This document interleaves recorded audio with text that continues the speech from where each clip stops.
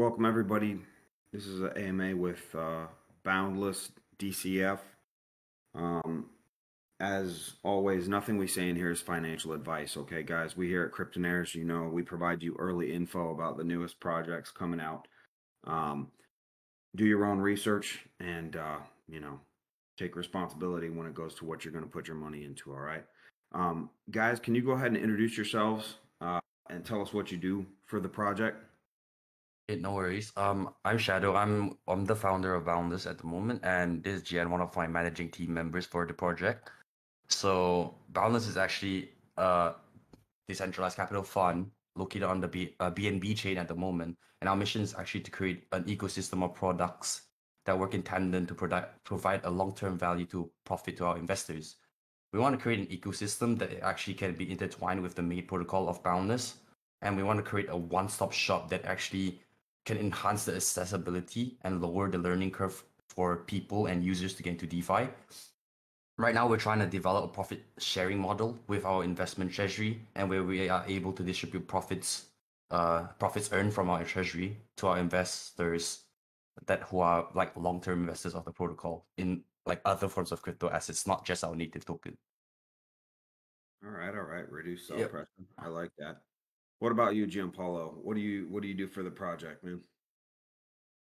Okay, I'm actually in charge of a part of education for the community, like people that is not confident about DeFi, that is new to crypto. I try to give them guidance, try to explain every basics. Not always recommended to invest right away, just learning a bit.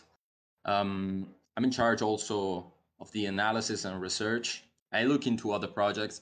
Since the start, it has been an evolutionary process for the project. So I look to other projects, what they are doing. I look at the market, what's the market doing.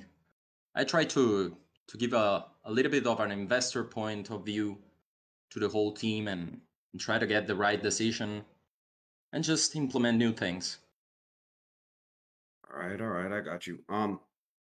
So Shadow, you say you're the founder. Are you also a dev, or do you have devs hired out that do the coding for you? I got two other devs, but they're part of the team as well. So they're not hired, they're part of the team.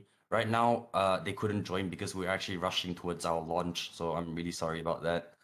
No, it's okay, brother. We just like to know. One of the things we focus on is, let's be honest, if you get a founder that is not a dev, the devs can actually rug the project without the founder having anything to do with it. So it's always a question we like to ask. These devs, do you know them in real life? Are they friends of yours, or are they people you found? There are people we found, but the precautionary measures that I have taken in place is actually we're getting an audit done pre-launch, so it's under Solidity Finance. And we have also a third-party member on the multi-sig at the moment to make sure our launch actually goes. I mean, the funds from our public pre-sale and all our previous whitelist pre-sale can actually go through towards the LP and Treasury. Perfect. And have you all done any KYC yet, or do you plan to? We have done a KYC with Doc already. Okay, and was it you and the devs, or just you? Like, correct. Which team members? Me and the devs. It's me and the devs. So basically, everybody with contract access has already been through the KYC process. Correct. That's what we like to see awesome. as well. Now that we've got kind of that standard security questions out of the way, obviously you guys are a self-admitted ohm fork, right? Yep. Ohm forks have taken a beating in the last couple of months, man. Literally, almost all of them have died. Some would even say that ohm itself is dead at this point. Can you explain to the community and explain to the people that'll watch this on YouTube later what innovations you guys have made to change this for you? Yep, no worries. So at the moment, what we understand is actually ohm forks actually suffer for a lot from the inflationary problems, right? So what we essentially have done, we have introduced a tax system in place and also a recycling system. So I'm going to expand on the tax system first. So first off, we have a trade tax and an unstaking tax. We have a sell tax that is it works variable. So basically, it's a standard 10%, and it increases based on the amount of tokens that you sell per day. So let's say if you sell more than 5,000 worth, you'll be charged 15% instead of 10%. And all these tokens that we take, because usually when projects imply a trade tax, they essentially do not take the paired assets that's trading with the native token. They only can take a tax in their native token.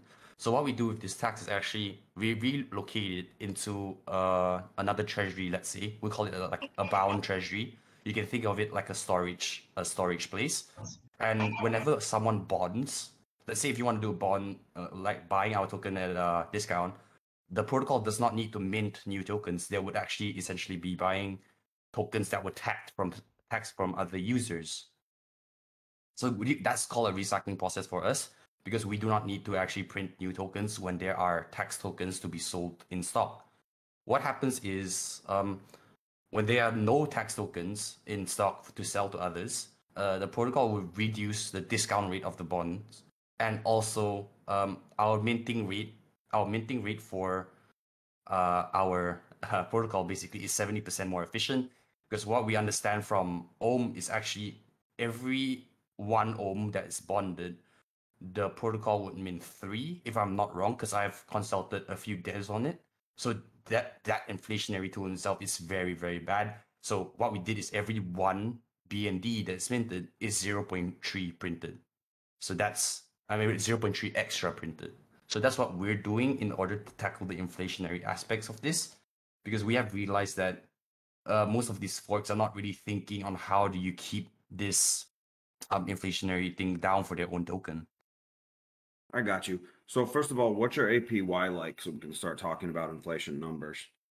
Yeah, no worries. At first, we juggled with a few APY numbers, but it came down to a conclusion. We're playing around with it at the moment, but at the moment, we're going to have around a 2% rebase rate. I know it sounds high, but judging from what we have from the tax system and as well from the recycling and the lower of the minting rate from the protocol, we think that it might be able to withstand this kind of APY in like probably medium term to long term. We're trying to look at it, see what happens, because not any project at the moment has this recycling mechanic. Yeah, so that's interesting. I mean, I remember, it's been a while since I was in Time. I think Time had like a 0.59% rebase rate per rebase, so you guys are definitely up there. But then again, you have taxes and you have this recycling system. For anyone that didn't or that doesn't understand Ohm forks, basically when Ohm would mint tokens off a bond, Ohm would mint 1 Ohm for themselves and for their treasury and wallet essentially, and then they would mint 1 Ohm that would be given to the person supplying the collateral. And so these guys are saying that they've changed that rate to where you're only printing 0.3 extra, right? So you're minting Correct. 1 for the person who is giving you the collateral, and you're minting 0.3 for your treasury wallet. Or yeah, break that down. Where does that 0.3 go? The 0.3 actually goes to the protocol's wallet, fully. Yeah, it goes into the treasury itself, the protocol's treasury. And the treasury is basically the fund that you're going to fund future investments in to bring in outside sources of revenue, from what I understood. Yep, correct. So we're doing it a bit different, because I think you guys would know from let's say take Magnet DAO, for example. They're using their backing treasury, and they use like 10% of it to to like venture out into other investments, right? What we essentially did, we're actually separating the backing treasury and also the investment treasury. So the backing treasury will be placed into yield farms, so it'll be growing over time. Like when I say yield farms, it'll be stable yield farms kind of thing, like with low APR, but still generating something over time. And our investment strategy is where we're going to do around a medium risk or a higher APR for yield farming, etc., and going into other projects or crypto assets. Okay, I got you. So let's say you're going to take your backing treasury and you're going to go throw it in Curve or maybe Yearn or something like that. You're going to earn, 5-10% depending on what stables you're going to hold. What stables are you guys going to hold in, by the way? We're going to try to hold in something with BUSD pairs. Okay. All right. So essentially then you're going to take the other part of the treasury and you're going to invest it in higher yield, maybe more risk on plays, which I like up to a certain point. What is your buyback level? Like Ohm's buyback level was $1 supposedly. They've never hit it, so we don't know. But what's your buyback level set at?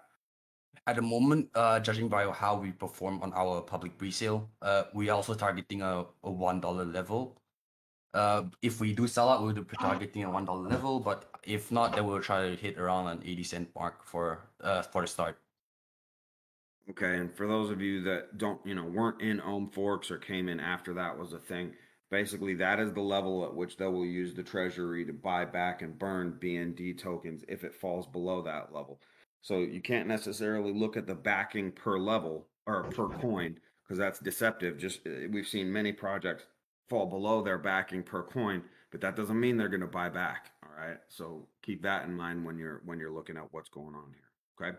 So you all are also actually a couple more questions on your tax system, if you don't mind. And I was concerned about Yeah. it when I was reading your tokenomics. So basically, for those of you that don't know, when you do a bond on an Ohm fork, you're essentially locking your capital in a vesting period, usually for 7 days. Is that the same period for you guys? Oh, we're gonna have it for 5 days. Okay, for 5 days. So essentially, you're going to lock up your capital with these guys for 5 days, and they're going to provide you with the tokens at a discount. And this is usually a short-term play for people. It's usually people that think the token's going to go up during that period of time, and they're going to get a certain percentage more, like a 5-10% discount over market, usually on the token. And then they're going to plan to sell it once their vested tokens are released to them over that period of 5 days.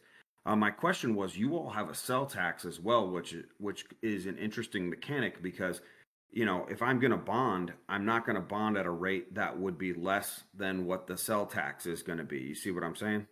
Yep, I also understand that. Also, I think just to address it further, because like we're doing for bonds, so basically your bonds, whenever you receive them daily, you will be staked automatically.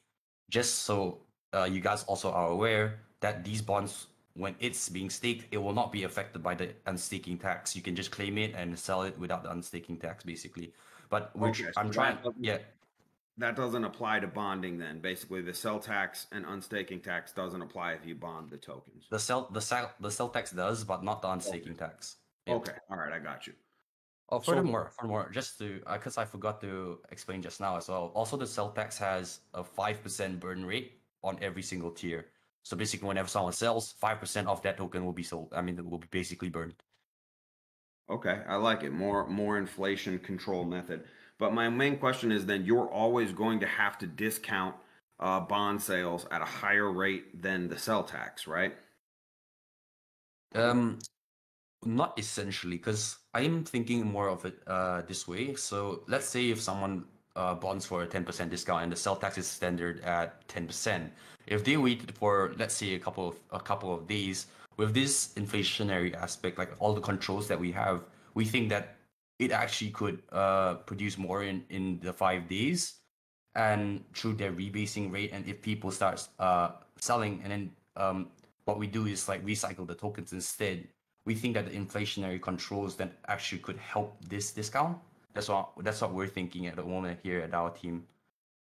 Okay. Hey man, I mean, I'm just asking the question because if I were going to bond, that's what I would be concerned about, right? I would say I'm not going to If I can add something, you're totally right about this, Johnny.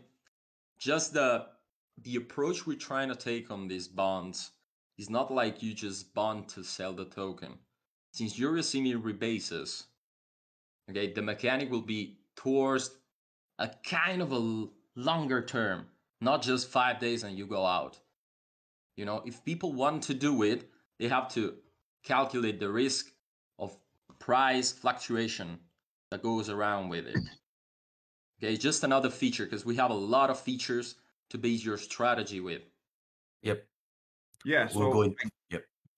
I guess it does make sense. I'm seeing what you're saying because I guess you're offering 2% per rebases. I'm assuming you're having three rebases a day, right? Mm-hmm. Right. So there's 6% a day anyway, and you're saying the tokens auto stake as they're as they become vested, right? Correct. Mm-hmm. And then I don't have to pay the sales tax. So if I leave it in there for the 5 days or whatever, I'm going to end up with something, between 20 to 30%, depending on the, the rebase rate of the tokens as I come out of it. So even if the bond rate was even, there still could be an incentive to bond depending on the price action. It was just something I wanted to get your thoughts on. Just one thing. Yeah, it's 2% daily. So it's at 0.66666 per rebase. Oh, there you go. Okay. I thought it was 2% per rebase. I was going to say that's high. So yeah, No, My okay. bad. too high. No, My bad. My bad. no. Yeah, all My right. bad. So at 0.66, you guys are pretty close to what time was. Because like I said, I think they were 0.59 per rebase up until the end. All right. So let me ask you another question, guys. And this is something I studied the tokenomics of all the ohm forks. I was involved in many of them. We had countless numbers of them do AMAs with us here and researched them. We had Magnet DAO on here, who you guys were talking about earlier.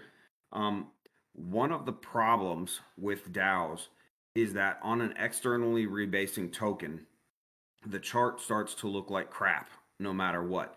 Basically, the inflation number on the token, as soon as any sell pressure comes in and buy pressure goes down, let's say that the buy and sell pressure are even, the inflation will make the price of the token drop, right? And that Mhm. creates like a 90-degree downtrend in the chart. And people use TA on these charts and they get really nervous about buying an asset because they're not using an index adjusted chart, right? They're not adjusting the chart for the 2% daily increase that they're getting on token supply. It just makes the charts look really ugly, even if the market stays even, right? So even if like the actual value staked is the same, it will look to me like the price is dropping. Most tokens change this by going to a wrapped token like GOM or wrapped staked OM, wrapped staked HEC, etc. All the different wrapped staked tokens that are now the kind of main way. You guys are still doing the externally rebasing token. Like, what are your thoughts on this? Yeah, we also would have wrap tokens available for people at launch as well. And yeah, I understand actually the reason, I mean, the concept behind it and what happens during the chart actually, because I know the rebasing and then just because of that, decreasing the price of it on the chart itself, it's basically what it goes against what other investors would see if they were inside, because like you said, if you're inside and you staking, the value might remain the same, but for a person who wants to come in the project, they'll be like, okay, the price is going down, but they're not looking into the tokens they're getting more extra that actually counteracts this. So I think that in itself is correct. We should actually start using wrapped tokens because that value, the amount of wrapped tokens that you hold will remain the same, but the value of it will change accordingly to amount of the index of the native token that is printed. Yeah, exactly.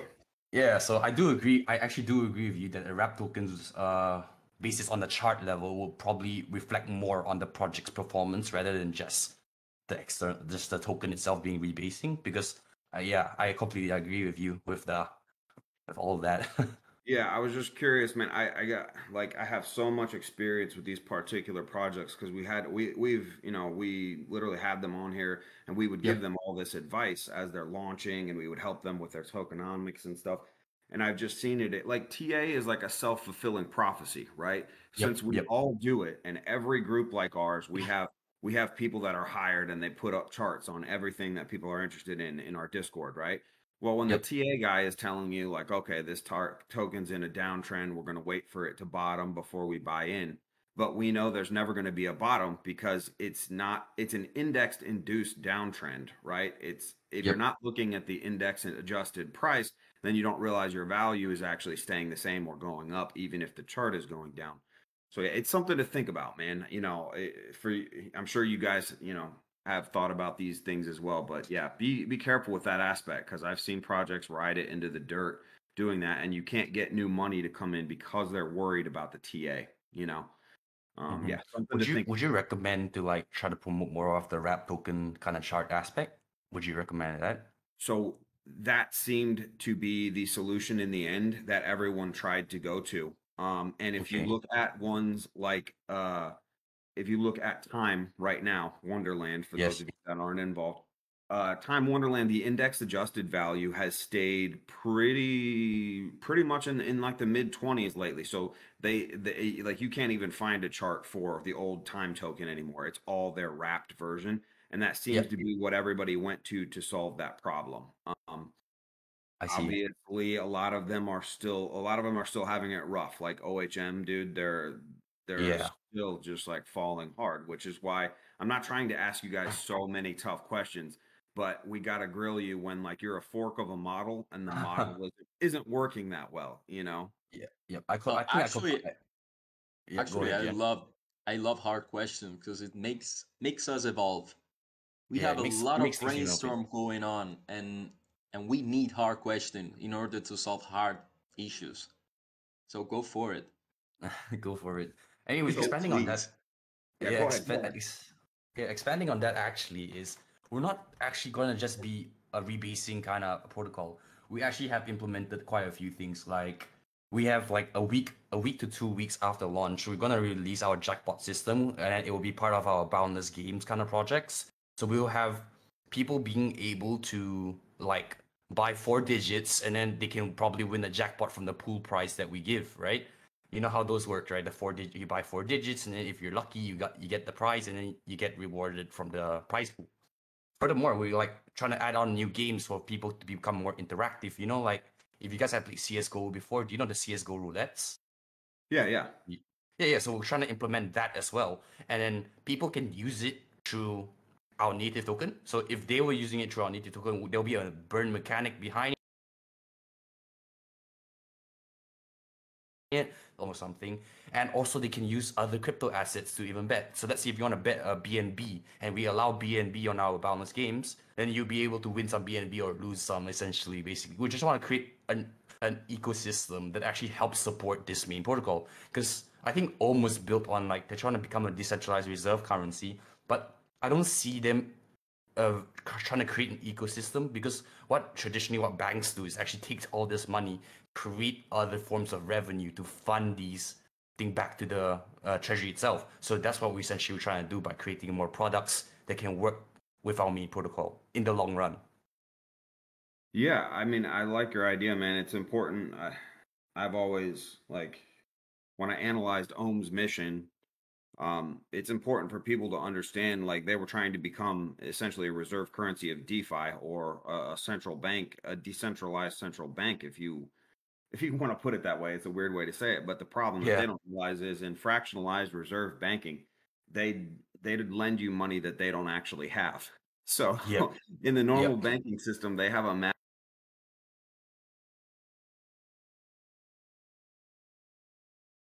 massive advantage to lend me. It's all on leverage. Mm-hmm. So it's hard for anyone in DeFi to actually compete with that system, because they're essentially lending you ones and zeros they don't even have, which is crazy that they consider DeFi so risky when the fractional reserve banking system itself is just a giant Ponzi based on everyone believing in it. Anyway, go look that up for yourself, guys. Go Googleize fractional reserve banking. It's a Welcome to super Western. interesting thing. Yeah, welcome to Western civilization. But moving on to you guys, let's talk about your NFT system, which is one of the biggest innovations you guys have made that other Ohm forks haven't had.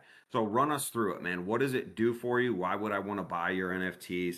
And like, what's your game plan? What's the incentivization that you're looking for with these? Okay, no worries. So basically, the NFT system was actually developed from the idea of, buy swap NFTs, if you guys heard of it. Yeah, so we just try to develop an NFT system to actually share the profit earned from our investment treasury towards our investors. So how this works is basically there'll be 6 levels of NFTs, level 1 to 6. Each level of NFTs can hold a certain amount of points. So let's say level 1 only can hold 10 boundless points. We'll call it BP. So to earn this BP, you either have to lock your wrap token for a period of time, or you could bond a certain amount of BND to receive 1 BP. And then once you receive this point, you boost it towards your NFT. So why would people want to get points, and why would people want to get NFTs? Addressing that is because let's say if there is four of us right now, and let's say each of us probably had 8 points in total, so basically 2 each. And then you have the treasury wants to distribute $800 worth of BND. What happens is the 800 will be divided by the total amount of points, 8, and that will receive us around 100 per point that we have. So each of us will be receiving $200 worth of BNB from the investment's profits. So the NFT system was actually created in such a way to reward long-term stakers and people to actually stay on the protocol who believes in us and keeps bonding as well. Try to reward these people who have been like, because we have noticed like there are long-term stakers who just put their money in and then they just want to see whether it works. They want to see whether it grows because people don't want to come checking every day. So they just want to put their money in and let it go, right? But what we're trying to do is, if you want to do that, try to come in every week or so. Use your points, put it on your NFT, and then that way you can start earning other crypto assets from what we invested in. So think about it like an interest rate a bank gives, but because they use other people's money to invest somewhere else, then they give you like way little, you know. But we're trying to give also the same thing, but probably a higher interest rate to you guys. Now, this was an idea that I actually did like when I was reviewing your tokenomics. So essentially, the way I thought about it is it's essentially like a reflections token concept. Like people are getting paid for holding a certain amount of your token, but instead of holding it just in their wallet, they have to bond it and stake it, and they're receiving, BP, and they lock that up in their NFTs, and they're getting a certain amount of profit share based on that, right? Yep. And then the nice thing about it is it doesn't require volume to come in. So like a reflections token, if volume stops coming in, nobody gets paid. But you get more BP not based on volume coming in, but based on the amount of time that you're staking or bonding, right? Correct. Yeah, so you're kind of rewarding people for participating longer term in the ecosystem rather than, based on how many other people are buying in, which I did like that. And then also there are some like it's like tax reduction benefits and like interest rate benefits as well, right?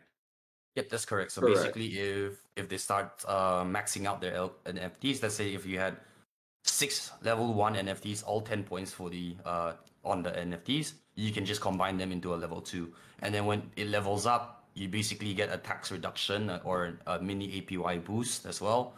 So we and also probably like at the higher level you go, your bond vesting duration also decreases as well. So we're trying to give more incentive for people to stay longer, and then you can get more benefits as you stay on our protocol. And Sure. another interesting thing, if I can add, the NFT actually will hold the bonus point, the boundless point it has. So the NFT will increase in value. You can actually trade it. So if you sell a level 1 NFT, it will cost way less than a level 4 that has a lot of bonus points and a lot of benefits attached to it. So you can also profit if you don't want to play the game anymore, just sell the NFT. And where would people be able to sell that? Are they selling it on a DApp in that you guys are going to release, or would they be selling that on a secondary market like NFT Trade or OpenSea or something like that? Just to be completely transparent, right now probably we would say OpenSea, but we're in the longer term, we're trying to create our own NFT marketplace where we could actually list our NFTs there instead. Okay, and just for everyone out there, obviously the benefit of creating their own space would be that they could actually buy it and sell it in the native token, creating more utility instead of, whatever OpenSea is going to take like BUSD or BNB or whatever your ecosystem, or you know what I'm saying. So Yeah, Yeah, you're that would be a correct. benefit, yeah. Are people going to be able to sell those at launch, or is there going to be a time period where they're not saleable? So the NFT system will actually be implemented later on after launch, probably let's say 2 to 3 weeks after launch. We just want to make sure everything is tested properly. But because like we to start the NFT system, we also have to start our investment treasury as well. So when we start investing, then we can generate kind of we can gauge the amount of profit that we're getting from that, so we can start distributing in a more fair manner with proper calculations and data. So we'll try to implement that probably 3 weeks after. And also we're working together with another NFT project. If you guys heard of them, Lucky Zeros. So they're helping develop the level NFT graphics for it. It's gonna be 3D. So we're gonna wait for them to finish that off, and then when we will start our NFT mint for the system, it will probably be around 2-3 weeks after launch. So something that's always interesting in looking at a protocol that's going to take a treasury and invest it is you guys are going to need a proven like lead farmer, someone that is a high success level yield farmer. Do you guys have Yep. one of those? Did you hire the person? Can we follow them on Twitter? Like, who's going to be making your money moves is basically what I'm saying. At the moment, probably most of us will have to decide together because we're actually actively looking for some experienced yield farmers. We have contacted a few and we're making some discussions with them prior to launch. But at the moment, most of us know how these yield farms work, and we are able to discuss as a group the pros and cons of each, and also which one will be better and the strategies that we can implement with our investment treasury. All right. Yeah. I mean, a Yep. round table system is definitely good. I would highly recommend that you guys get yourself like if you're going to have a protocol like this where you're Yep. paying out to NFTs based on the amount of BP that they hold, you want to be able to provide them yields to Yep. incentivize that. Like, get somebody on board that is a legit farmer, you Yep. know, that could kind of lead the group and call the shots, you know.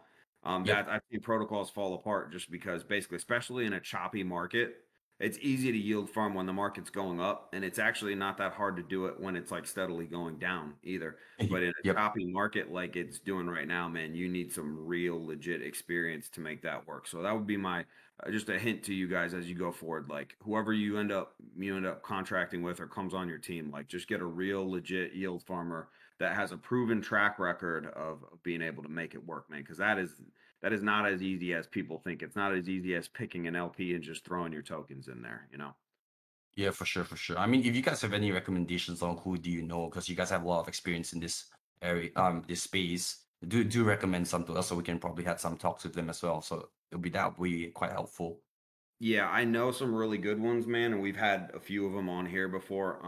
I would have to reach out to them and see if they're interested before I could throw you any names. You know, these guys are highly sought Yeah, after, so it's one of fair those enough, fair things enough, where a fair lot of enough. times they can't take on a new project. You know, they're already farming for all the different ones that we've had on. But yeah, I can definitely reach out to some of them and see if they would be interested in talking to you guys.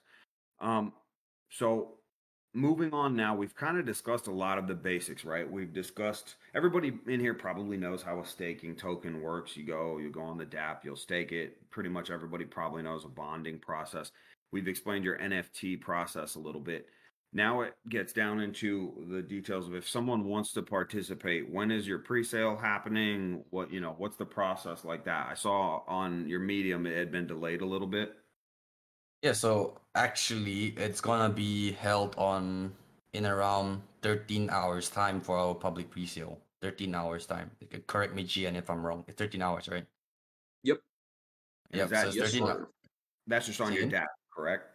Yep, it's gonna be on our app. Yep, it's all gonna be our website. So I'm gonna be posting like instructions on how to participate. Probably in a few hours time. Yep. So I'm just gonna posting instructions so people understand how to participate on our server. Yeah, we have both NFT mint and token public pre-sale.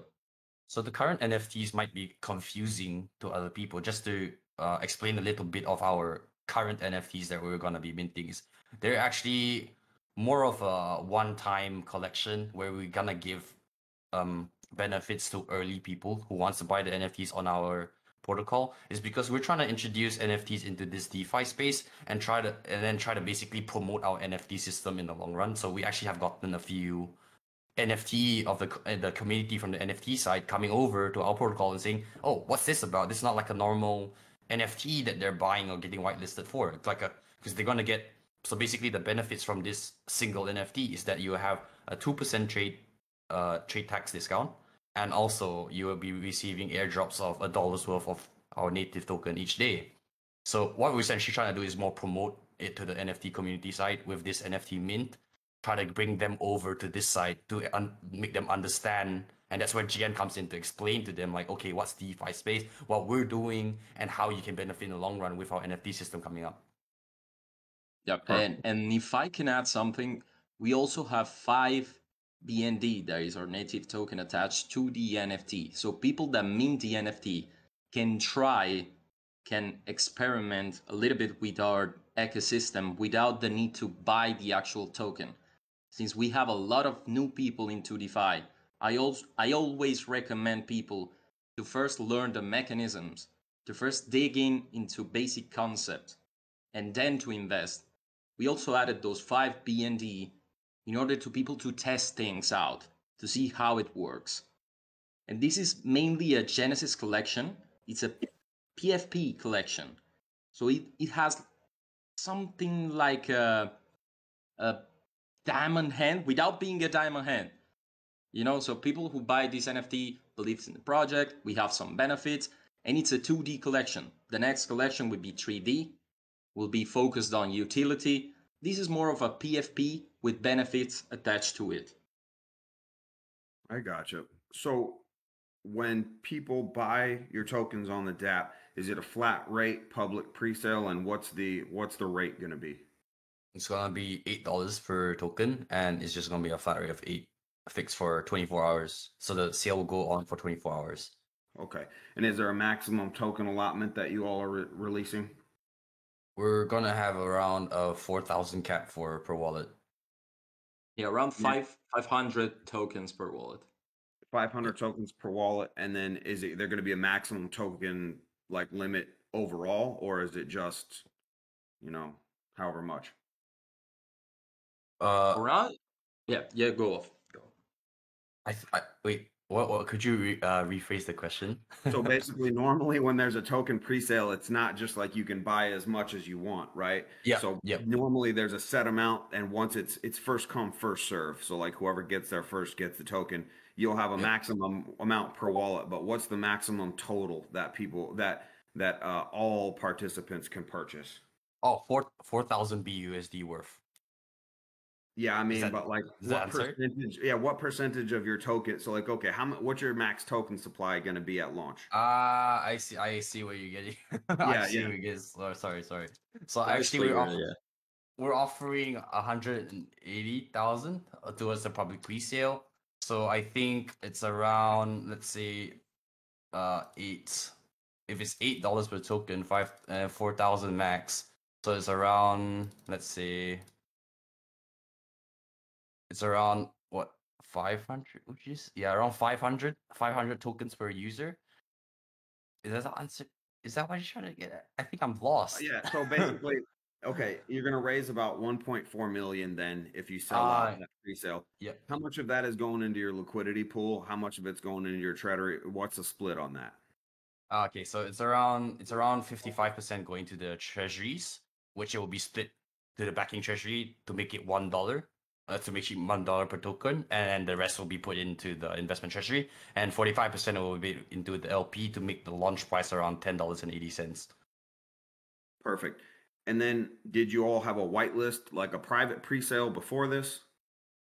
We did have a seed fund because we actually tackled the sales a bit differently. Because like usually what people most projects do is actually just do their whitelist pre-sale and a public pre-sale. So early on in the community, we don't know whether this was a good idea or a bad idea at the start.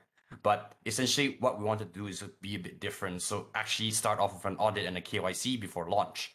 So what we did is actually raise enough for a KYC, then raise enough for a audit. Then now we're moving on to the public pre-sale as we got the 2 security measures for our investors taken out. So we did two pre-sales before this at $2. $2 was the seed funding, but we only sold around 25,000 of tokens. That was completely sold out. The whitelist pre-sale in itself was $4.80, but then it did not sell up because it was during the time where we had a lot of seafood drama going on. So I think a lot of people was kind of scared of investing.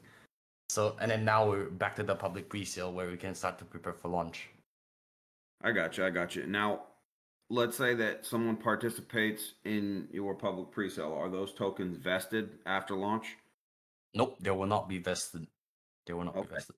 I also want to address another thing. Both seed fund and whitelist private sale, both were token capped too.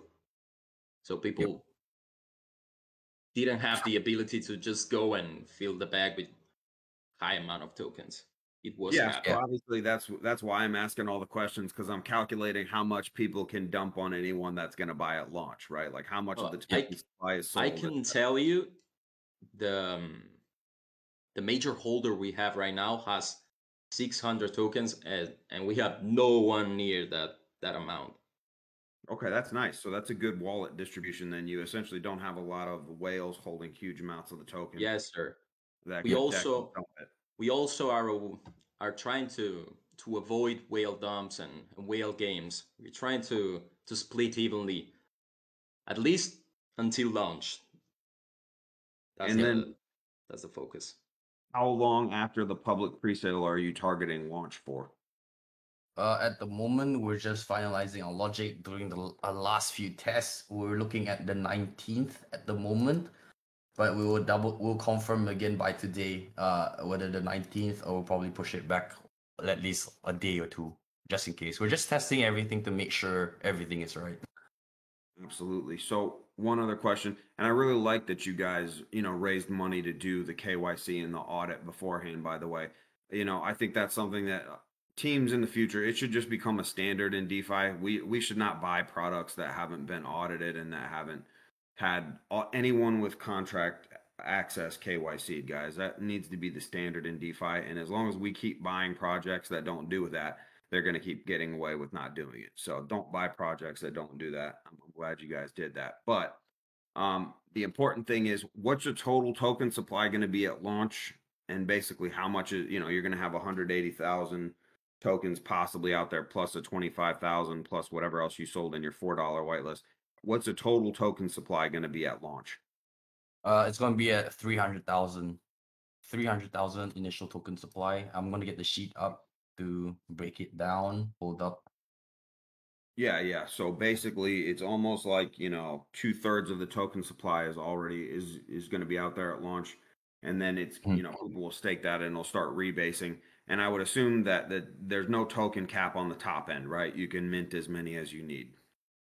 Yep, that's correct. But we did explore the idea of capping these. But judging from what the old model is at the moment, if we do cap the token, we'd actually have to find a utility case for the token itself in the long run. So we did explore the idea of cap tokens as well. No, But yeah, there's no cap tokens at the moment. yeah. That's I think a problem that no one really figured out, and most kind of moved away from it by going, like I said, to the wrapped stake token instead, Yeah. where it's all indexed and it's internally rebasing. It kind of dealt with the issue, but yeah, good luck on that one because nobody really solved that particular question. All right, so anything else that you want to talk about that we haven't covered well? Like, do you have any questions that you think we haven't addressed, or anything that you'd like to tell people that I haven't thought of? So I think mostly what I could say in summary about our project is basically we're gonna be launching as like a more innovative own model at the moment. But I think where our value would stand is in our future plans on where we actually plan to release a multi-chain DEX in the future and also look towards to building our own crypto wallet. We're trying to, in the long run, we're trying to build Boundless more of a bridge from the centralized crypto space to the decentralized space. So that's our aim in the long run. We're trying to develop more products for people through it and fund this ecosystem and basically back the main protocol through other projects that we want to make. So the multi-chain DEX, just to be more transparent with you guys, we have chats with people over at Socket. They did the bridging mechanics for Zapper. So I've been in talks with them to create a multi-chain DEX, and then they told me it's really possible. And then we're basically getting on chats to make sure that future project that we want to do is getting started up right now, or probably a month after launch, so we can just start providing our investors more products, and they can see like, okay, the protocol is doing something with the treasury, because most of these projects, their treasury is just sitting there and not being invested into products that can make a difference. I mean, if you tell me right now, if I was managing a Times treasury, they could build so many things. They could do so many things and build like amazing products for the crypto space. But unfortunately it's not being done that way. But what we're trying to do at Boundless is more create a difference. And when an investor invests in us, they can see the products that we develop and provide out. It will be part of the ecosystem, so they can be all a part about that. So we're just gonna try to develop ways how each of them can benefit from our new products, just to create like a ecosystem that's connected to one another. Perfect. Scott, any questions you have for these guys, man? I know I've been grilling them on the tokenomics aspect. What No, you got? man, Anything? you've snagged all of my questions that I had wrote down. I do actually have one about your treasury. So Okay. looking over your different Medium papers, you guys have 3 different treasuries. Can Yep. you explain like what each one of those are going to be used for? Yep. So it's on the medium, so the backing treasury will basically back the token. So that's how you get basically the floor price of the tokens, like let's say $1, right? That will be placed on the yield farming as explained just now as well. Yep. And the investment treasury will be placed on more medium to high risk kind of rewards where we invest in other crypto assets. Let's say if the community found an early stage project, we can invest in that as well. And also towards yield farming as well. And from that onwards, the profit will be distributed to the NFT system. So the investment treasury profits will be, let's say, we'll say 10% of the profits will be giving to our NFT holders. So we'll be distributing it from that treasury. The bound treasury is actually where we store the tax tokens for the recycling system. So that's basically a summary of all the treasury. So I like that aspect that you have 3 different treasuries set up to kind of spread the love across multiple different facets of your project. And so it's not just one treasury and you have that one treasury to lean on for every different aspect of your project. Now I saw also something in a Medium paper that you guys are going to be giving out or minting, I guess, alien NFTs for the early adopters. Yep, like so- what kind of utility is that going to provide to somebody for those early adopters? Yep. So the early adopters minting the NFTs. Basically, the whitelist is already closed because we closed it quite a Right. couple hours back. But the benefits basically get is when you mint these alien NFTs, you'll be getting 5 BND along with the NFT. Is basically an introduction.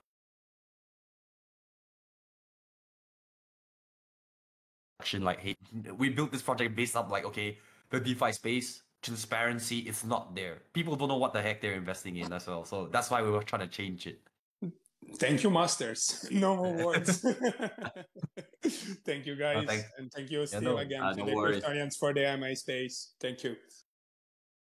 Thank you. Anybody else? so Any much. other questions? Yeah. Anything else anybody wants to say? All right. I'll tell you what. We've been going for longer than an hour now. Probably good. Yep. Any thoughts to leave us with, fellas? We really appreciate your time. Thanks for coming out. Anything else that you want to say before you take off? Oh, well, just want to say that thank you to all you guys in your community actually attending this AMA. Any questions that you guys have, come up with later on, do not hesitate to contact us. Really thank you, Johnny and Scott, for actually hosting this AMA with us as well. And yep, our public pre-sale will be in around 12 hours and 30 minutes time. So do come on board and ask a lot of questions before you invest as well. So yep. Yeah, thank you guys. Thank you so much also to all the supporters we have here. And don't forget the yield farming guy. We're really interested in that.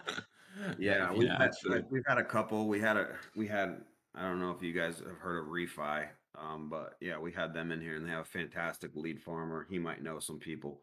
I said, I'll have to reach out to guys on the down low and see if anybody's interested. Man, these guys are like gold these days. You know, every project They are for them. So, if I do hear anything, I'll reach out to you guys. Okay.